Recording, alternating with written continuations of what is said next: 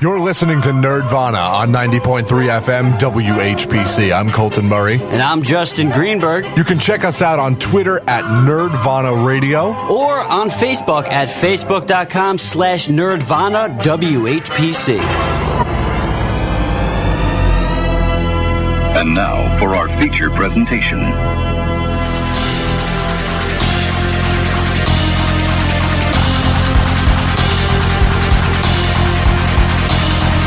Yes!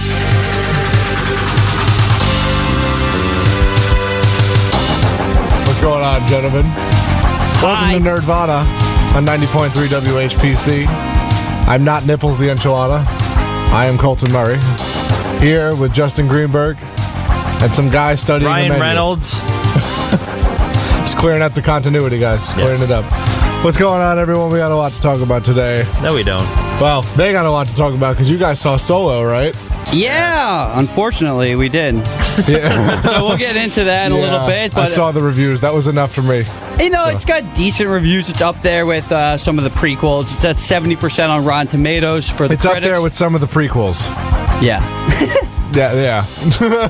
I'll say this: the fans also aren't a fan of it either. It's at like 58%. The fans are not fans. I want to say it has a better fan rating though than The Last Jedi. Really? I'll double check that right now. I don't remember honestly off the top of my head. Let's find out. You guys talk amongst yourselves. I want to say that it's worse than The Last Jedi. That's just me though. As far as an actual movie or the critics' reviews or fan reviews? Critics' reviews. The critics loved The Last Jedi. Audience, not so much. It had a 90... The critics don't know what they're talking about. Yeah, a lot of times they do. Well, no, the audience doesn't know. That was a great movie. You're an idiot. No. Okay, so it had a 91% by the critics, a 46% from the audience. Hold on. So 91 and 46. Yes. I'm writing it down. And now let's see what Solo got. I believe it was 70 and 58. But let's double check that. So, Last Jedi got 96 from the critics? 91. 91 from the critics. 91 from the critics and 46 from the audience. Which God. It's 70 and now 60% for the audience. Really? So this is... That just shows you how stupid the Star Wars fan base is. So this is like a solid C movie. Yeah, I gave it like a 5 out of 10. I would say, if you like Star Wars, I would definitely check it out. It has some decently fun moments. It does go by... some of the scenes are very slow, but I wasn't really looking at my watch. It is a little too long. I would cut off 20 minutes or so of the movie. But as far as, before we get into the review of it, I want to say just the box office. Disney Lucasfilm Solo, a Star Wars movie, has launched across the galaxy with the studio reporting a weekend estimated total of $83.3 million for its release domestically, which is awful. Yeah. I mean, if you were to say, 20 years ago that a movie made $83 million in its opening weekend, it would be like the number one, movie for the year. But now, this day and age, movies like Avengers, that was getting $250 million domestically. So this is, not even a fourth. Chump change. Yeah, I mean, especially for a Star Wars movie. So it says you got to factor in Memorial Day, holiday. Disney estimates have the film's domestic weekend gross at $101 million across the 4-day Memorial Day weekend, which is still not good.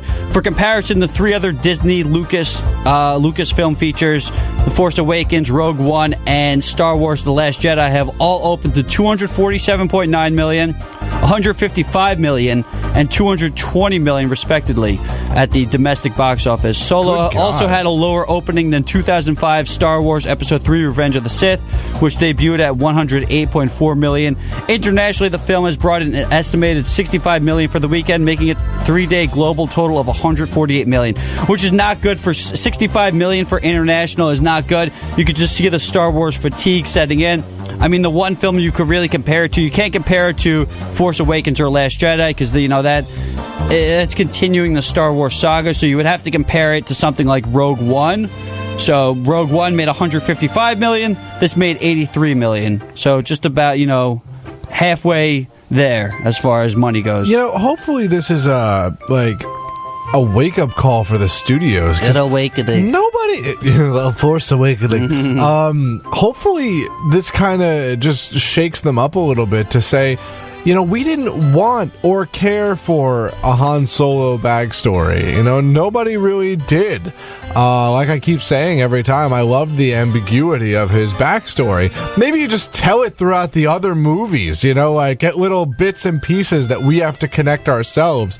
But I kind of like this whole possibility of him being a Joker kind of character. Or how about just never tell it? Yeah, like he can fudge his backstory every single time he tells it. No one actually knows where he came from. That's one of the glories of, as you said, the Joker. Who honestly knows? I mean, we have an actual we have a canon one-line backstory. But when you see him, the other characters don't know that that's how it started. So for other characters, they'll all go, oh, wow, that's insane. For Han Solo, why do we need this? It took them a long time to make the Killing Joke, I think it was the comic book.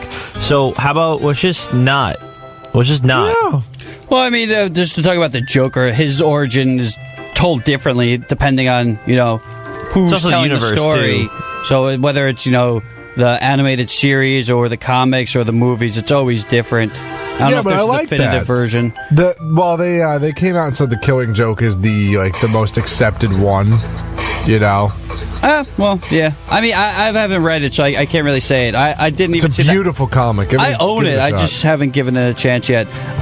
So Solo, we'll get into, some reviews of that in a little bit. But speaking of Star Wars movies, this I'm a little more interested in. James Mangold to write and direct the Boba Fett movie. So, if you know him, he directed last year's Logan. Which, Joe, did you like that movie? Should have won an Oscar. So you liked it. I love that movie. So that was the best movie Hugh Jackman did that year. I like the Logan reference. But I'm saying, but he was nominated for an Oscar for another movie. I don't know if it was an Oscar. It might have been a Golden Globe. No, it was an Oscar. We betting again? I guess so. Hold on. Look it up. Yeah, Joe, you're not going to go with bets. Yeah, he was not good last night. Hold on, so look it up. All right, well, he looks it up. So let me just read this little synopsis. He's going to direct a standalone Boba Fett movie for Lucasfilm. The film will follow in the footsteps of Rogue One and Solo, as standalone Star Wars stories, anthology movies from the galaxy far, far away. Bounty hunter Boba Fett made his debut in Star Wars Episode 5, The Empire Strikes Back. Technically, he actually didn't. He made his debut in the Christmas special, the holiday special. So, again, this is, a story...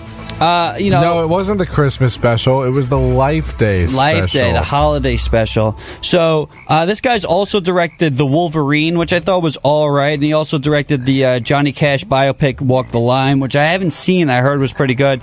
And the remake of the Western film 3:10 to Yuma. So, he's got, a pretty good... track record. Yeah, filmography going for him.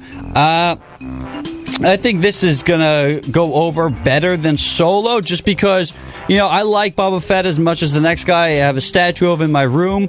But the thing is, and Joe's wearing a shirt, as he's pointing out. Yep. I don't think this character is, as revered and, he's not really seen too much. He's probably got a total of 7 minutes of screen time, if even, in all of Star Wars. So yeah, but at the same time, a lot of people were clamoring for a backstory for Boba Fett. They wanted a Boba Fett movie for a long time. Yeah. Nobody I know, and I hang out with a group of die-hard Star Wars fans. None of them ever looked at me and said, I want a Han Solo backstory. No, nobody. Listen, I'm a diehard Star Wars fan. I love Star Wars. I've been playing Star Wars games since before. Did you want a Han Solo backstory? No, I've been saying that for months. Exactly. But here's my thing with that, is that Boba Fett is a character that we know, when you watch the old movies, they never talk about. There is no mention of Boba Fett at all, really. They mention him once, and he, I think, talks, twice? He might have a few lines. I know in the prequels he talks a decent amount. As the kid, yeah. Well, yeah, as the kid, but, we see more of his father than we see of really him. Yeah. And they never really tell you. I mean, the biggest backstory we have as to Boba Fett is the Clone Wars TV show on Cartoon Network, where they talked about how he started and how he started to develop into the badass that we all know. And they mention a bunch of other really awesome bounty hunters that you'd only see in comic books and novels. Deep lore. Right, which they mention one of the most badass bounty hunters in passing in Solo, and it infuriated me that they just kind of mentioned her in passing. It's like she was a big part of Boba Fett. You know, she's a big part of the bounty hunter scene. If you ever read comic books, you know, she is a scary person. This woman held her own against 3 different Jedi at once. So the fact that they kind of just mentioned her in passing, it's like, why? You know, she's already been built up as an awesome character, and you just What's the name of the character again? Aura Singh. Okay. Aura Singh is one of the most revered bounty hunters. One that Boba Fett himself would never have dared to go up against. Essentially like the Samus Aran of Star Wars. No, better than that. Samus Aran, I don't think, has a shot against Aura Singh. Yeah, you can fight 3 Jedi at once, 3 Master Jedis, and I'm pretty sure one was Mace Windu. So if you can fight 3 of those guys at once, I'm pretty sure you are pretty good at what you do. Samus could fight every... Have you ever played Metroid? Yes. You sure? Yeah. I don't like that game very much. Which one? Metroid? I played a bunch. I played one on the not the 3DS, the DS. Was it a first-person shooter, or was I played it one first-person shooter and one side-scroller. The side-scrolling ones are where it's at. I know. Super Metroid is phenomenal. I will say Metroid Prime was really good. I didn't play. That's for the GameCube? Yeah. I did not The Metroid Prime series is good. Other M should burn for all eternity. Oh, that sounds like goodness. And the new ones that are coming out are really cool. Before we go past this, Joe, were you wrong? Oh, yeah, I was.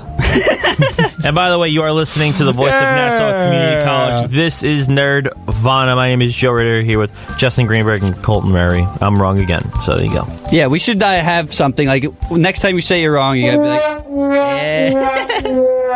What, like a counter in the corner? Yeah. So we can just keep going? It's 5 million to 2. Yeah. At this point. Every time we get one tick on the counter, we just... I'm okay with that. Are we giving away tickets today to CradleCon?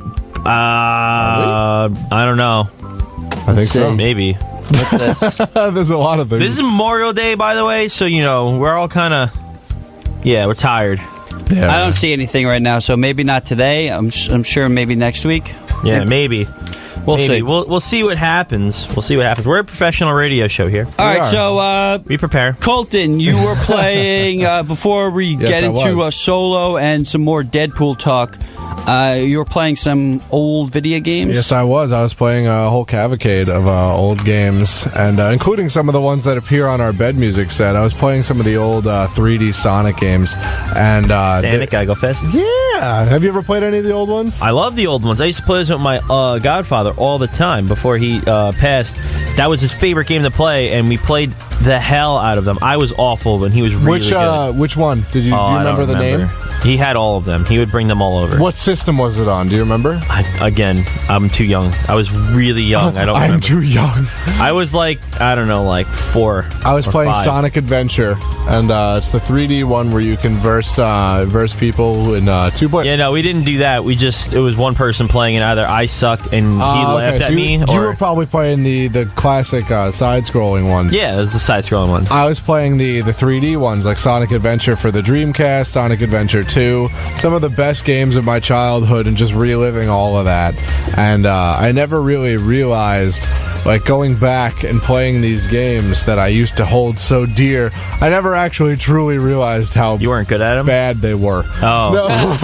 I like the first 2 Sonic Adventures. Oh, no, they were fantastic games. 2's still but, good. Like, I'm talking about, like, programming wise and coding wise, like, you can get stuck on anything. Oh yeah, I don't think they hold up nearly as good as the side-scrolling Sonic games, but they're still fun, especially those first 2. Oh, without question. I'm still waiting on a Sonic Adventure 3, and I was actually discussing this with one of my friends. You know how we're experiencing with the Sonic games, we're experiencing this weird kind of shift into a new type of game. I think I know why we're doing this. Why is that? Because I think somebody might have the rights to the way Sonic Adventures 1 and 2 have played. Because there's an overwhelming majority of Sonic fans that want a Sonic Adventure 3, and they want it to be played like Sonic Adventure 2. But they just keep hearing that over and over and over and over and over again, yet they don't do it. My only conclusion is that somebody has the rights to that style of game, and they can't get it back. I don't think that's very true. You don't think so? I don't know either. I would assume I don't think That's the only reason I can think of why they're not making something like that. Then why is Fortnite and PUBG basically the same exact game and no one's suing each other over that? Yeah, I mean, they're almost the exact same. Even if you look at Mighty Number 9 and that's Mega Man, you could create games similar. I just don't think they could capture the